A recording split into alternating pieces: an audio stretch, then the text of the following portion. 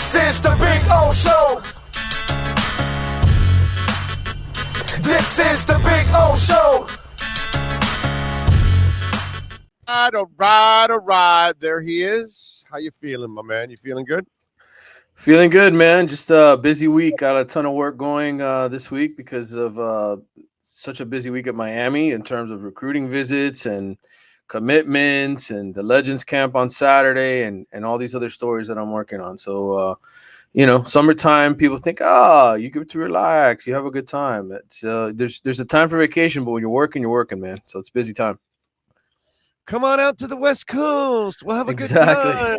Party. Exactly. Yeah. I came back from Vegas to a boatload of work, basically, dude. There you go. Now you're stuck in the Nakatomi building. All right. Pretty much. So let me. By the way, they were just asking me, what'd you think of that Brittany Griner stuff? Like, I feel bad for her, but like, dude, you got to leave that oil out, bro. Come on. Anybody who's stupid enough to take drugs with them to the airport in a city, anywhere. I mean, if you're willing to risk it, you're gonna pay the price if you get caught. And so to me, yes, I feel terrible that she's stuck there, but this isn't the time, right? I mean, Russia's in a war. The United States and them aren't exactly friends, and it's an unfortunate situation. You're privileged enough to be traveling through there. Right, exactly. Leave the drugs at home, man. I mean, use common sense, bro. Smoke the sense later. Come on. Yeah, exactly. That's and at this point, I can't blame anybody in the U.S. because they're hopeless right now. It's like those two Americans that got caught fighting with the Ukrainians. Mm-hmm. So now we have two of our guys that got caught, but what's the U.S. going to do? They told you don't go over there. So not only did you go over there, you joined the Ukrainians to fight. Well, what do you think the Russians are going to do if they capture you, bro? I mean, it's like you can't blame the government at that point, No. You made a decision and you went against what you were supposed to do. It's a really, really tough situation. Accept some responsibility in life, man. Accept some responsibility. Yeah, exactly. That's actually very well put. All right, Reid Mckesk. Mckesk. Reid Mckesk. Okay, Mckesk. Yes. Talk to me about Reid and all these other cats that have come in, and obviously Reid committed. Yeah, Reid Mckesk is a kid out of Texas who hasn't been playing football very long, but he's a tremendous athlete. 6'6", 233 pounds, 3-star tight end who used to be committed to Clemson, and ended up was a second tight end commitment that Miami picked up last week. The other one, Jackson Carver, is a kid out of Minneapolis who's a former hockey and lacrosse player. He was actually committed to go play lacrosse at Notre Dame. So, and he's 6'5", 220. And so both of these guys are, obviously they still got a senior year or a final year of high school ball to play before they come to Miami. But you look at Miami's tight end position, right? And that's a position that's so pivotal to this offense. And has been for years, right? Tight end, you've got a guy this year, two guys this year essentially, and Will Mallory and Elijah Arroyo, who are going to get a ton of work. And then you got a couple of other backups, Jaleel Skinner, who just came in. He was a near top 100 recruit. Those three guys are at the top of the pecking order. Will Mallory will be gone next year. Elijah Roy will be on the verge of going pro probably after his third year. So you need reinforcements, right? You got to keep the thing rolling. And so both of these guys are guys that are going to come to Miami, be taught the position, very raw, but have a lot of toughness, a lot of physical strengths and abilities. And that's what Mario Cristobal loves. And so they've got two early commitments from two really good top 30 type tight ends that, to me, when you recruit the tight end position, it's a very hard position to recruit out of high school. There's not a lot of guys who play tight end. You're either a receiver or you're a lineman. The tight end position isn't really employed too much at the high school level. So you take a great athlete that you can sort of mold into what you want. And I think both of those guys fit the bill. And I know you wrote about him, Emery Williams. What can you tell everybody about him, the quarterback that did commit? Yeah, he is a very, right now I think he's ranked like the 900th player in the recruiting class, but he's one of these quarterbacks that is sort of on the rise. He's going to be in the Elite 11 quarterback camp, and anytime you get invited to compete to that, you're obviously viewed as one of the best in the country. And he's out of the Panhandle area up there in Milton, Florida, and just a kid that I think he's one of those that you get and you hope to coach up for 2 years. And I think Miami's in one of those positions where with Tyler Van Dyke and Jake Garcia, sort of, in charge the next 2 or 3 years, depending on how long they're both here. It's hard to recruit elite quarterbacks. It's hard to get those guys to come join your class. And so Emery was somebody that Frank Ponce, the quarterbacks coach, targeted early because he likes his raw ability and skills. He thinks he can really turn him into a great quarterback 2 years from now. And so that he's ready to sort of wait in the wings and be patient with. Meanwhile, Miami is also in the running for Jaden Rashada, who's one of those elite kids who's actually down here today. He got down here today, a kid out of Pittsburgh, California, 4-star. One of the kids I was watching out there in Las Vegas that I thought was just phenomenal. Jaden, many people thought he was going to Florida. Things have changed. NIL has changed the game. And I think Miami's in the running for him. So they could end up taking 2 quarterbacks. But going back to Emery for a quick second, I just think, what Frank and a lot of Miami's coaching staff loves about him is the fact that he's a very good leader and he's very coachable. And in today's day and age, a lot of these kids, man, they're told they're going to be great. They buy into that. This kid is just hungry to be great. He's 6'5", 190 pounds. He's going to grow into his body the next few years. And if Miami signs him in December, he's the kind of kid that, when Jake Garcia and these guys are done, you're like, okay, who's taking over? He could be that guy. All right. Interesting. All right. Did you see any tape on the kid? I watched a little bit of tape of him. It's not overly impressive. I think he's just one of those kids that over time, you look at the ceiling, right? You look at what he could be with the raw abilities that he has. And, I think he threw 16 touchdowns, only 3 interceptions last year up there at Milton, which isn't it's not like some overwhelming dominant football program. They're like a 5-5 team. But again, it's like when you recruit nowadays, it's just like in college basketball. You can't just take all McDonald's All-Americans. You need a couple program kids, right? You need a couple guys that are going to stick around and wait their turn. And to me, I look at Emery Williams and I say, that's a kid that could wait 2 or 3 years and be coached up. And look, let's not forget something here. Mario, this is a 10-year plan. Yes, there is pressure to win and deliver, but you could take a couple of kids at the bottom of your depth chart, and all of a sudden, look at Georgia, for instance, right? Who they won the national championship with at their quarterback. Nobody really heard of that kid. He wasn't some superstar. Right. And he waited his turn. He became one of the older players on the roster and led them to the championship. So I think Emery Williams is sort of that ilk. He is a guy who Joe Burrow was kind of under the radar after he transferred out and went to LSU. It was like, yeah, he's just a guy. And then he was more than just a guy. Yeah. And I will say this about Emery Williams. He has Power 5 offers. There are other teams. Indiana, Pittsburgh was looking at him. I know Florida State and Mississippi State are 2 teams that continue to recruit him. So he is a Power 5 quarterback. Don't poo-poo Indiana. They've gotten better. Oh, yeah, absolutely. Absolutely. So, look, I think everybody has this idea that Mario's going to come in here and wave a magic wand, and all of a sudden every 5-star in the country is going to want to come to Miami. You don't just get rid of 20 years of mediocrity overnight. Like a lot of these elite players want to see how Josh Gaddis's offense looks with Miami players. They want to see some of these guys get drafted. Miami had 1 draft pick last year, a 7th rounder.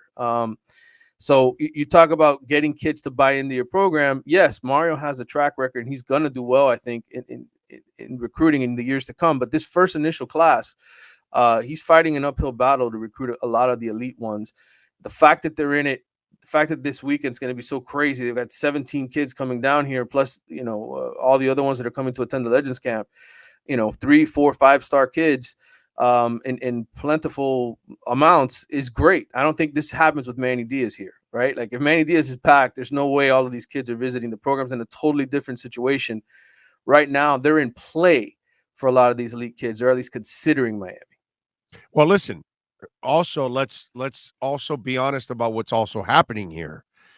he's also laying the groundwork that even if he fails early on the, hey, I committed to Alabama or Michigan or Ohio State or Florida State, well, if Mario goes on to have one hell of a year, by the time December rolls around, those kids will say, yeah, I'm decommitting from Ohio State. I'm actually going to go join the guys in Coral Gables now. So it's what you said to us months ago, that recruiting now is not as valuable as the transfer portal, because you recruit a kid and he's going to change his mind 8 times before he ends up playing. And he may not even be playing for you after you recruited him. 2 years later, he's clear across the country playing for somebody else. So really what's going to matter is that transfer portal, because you're getting a kid that wants to play and you need him to play, and it's going to be instant marriage. So even those guys that he might lose out early on here in these commitments, he can still gain them back later on in the year, or, by the way, lose them too at the same time. Yeah, I mean, that's the way this thing works. It's so fragile, and we pay attention to this because, look, it's what we've done for a long time, right? We follow these kids year round. I flew out to Vegas for 5 days to be around a bunch of the elite ones, to develop relationships with some of them, to get to know them before they become big stars, and to write about them, and so it's what we do. But the reality is, for the fans who sit there and say, well, why does any of this matter? It matters for that reason. That Mario has them on campus, and even if they don't win them the first go around, that transfer portal, if those kids remember, hey, you know what, I went to Miami June before my senior year, and I really like Coach Cristobal. Hey, you know what, they just won the Orange Bowl. They just made it to the ACC championship game. I think I want to go there. And they have 2 receivers graduating. They need somebody. I could go there now. That kind of stuff. Yeah, absolutely. So, it's a good thing for Miami, whether or not they get all of these kids right off the bat, or, like you said, go to Ohio State or Alabama. You're in the conversation, and I would say in the Manny Diaz era, you didn't really have that. You didn't really have a lot of elite kids putting Miami in the conversation. They kind of, they were fortunate that the COVID year that they were able to keep a lot of those top kids home, like James Williams, like Leonard Taylor. Those kids weren't able to go out and visit a bunch of schools, and it almost became like, okay, well, we're just going to stay home.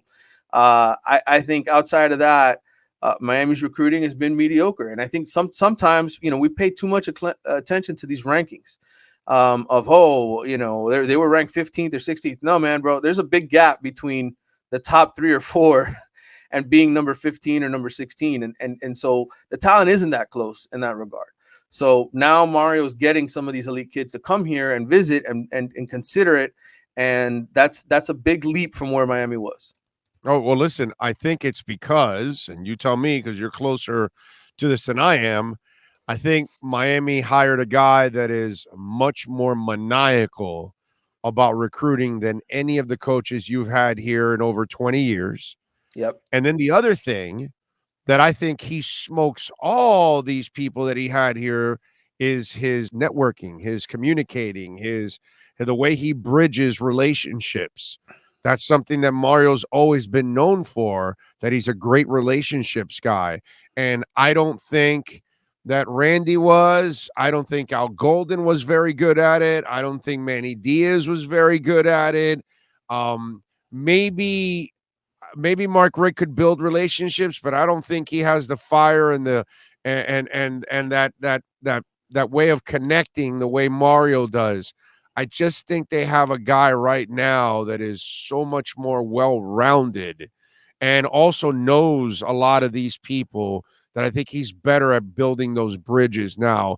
And that's why they're in the mix more than they ever have been. That's just me, but you tell me. People don't realize the amount of energy that it takes to recruit 365 days a year. And then in some cases to do it for 3 or 4 years with the same kid. And the same families and the same coaches.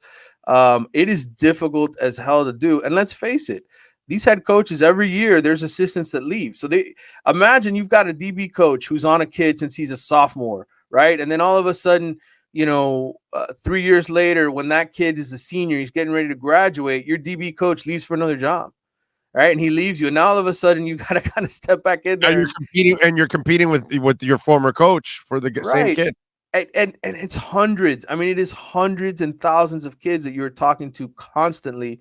You have to have a real fire in your belly for this. You have to really want to be elite, and it's terrible because sometimes these kids, you'll be in the relationship with them for a long time, and then at the last minute they just leave you high and dry because there's money at another program, or there's a so much of this is just getting up every day and doing it over and over again. And Mario does it. He gets up every single day. He texts these kids at 4:30, 5:30, 6:30 in the morning, says, "Good morning. How are you? Thinking about you. Really want to have you here at the University of Miami." And just has this relationship where, he's getting to know the uncle, he's getting to know the aunt, the grandmother, the 7-on-7 coach. I mean, it's so many different people that you have to ultimately be involved with. So you're absolutely right. You have to be maniacal. You have to be crazy about it to win in this game. And then you got to go out on Saturday and win too, right? Like that's just the whole nother aspect of this whole thing. Definitely. So I think you have the right coach in charge if you're going to win a national championship again, because he has that want to.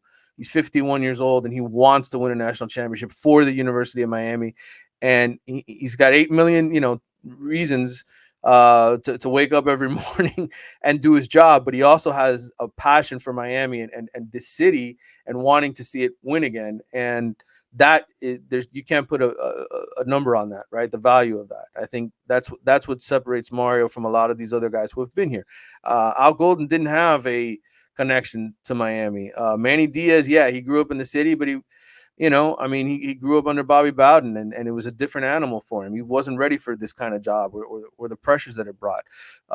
Mark Richter's at the end of his career. Randy Shannon was a great defensive coordinator, had great relationships, but zero communicating skills. Right. He failed at that at times. And so, I think this is it. If you want Miami, I mean, I've been saying this for years, though. You and I have had these conversations. Who's the right guy for this job? This is it. This is the guy. Right. And if it doesn't work with him, I honestly don't know that it'll work with anybody else, because I don't know that anybody else has the passion for this job the way Mario does. It's crazy, man. It really is. It's impressive what he's doing there. One more thing, I'd be irresponsible if I did not ask you, and I'll probably have to ask you every stinking week about this.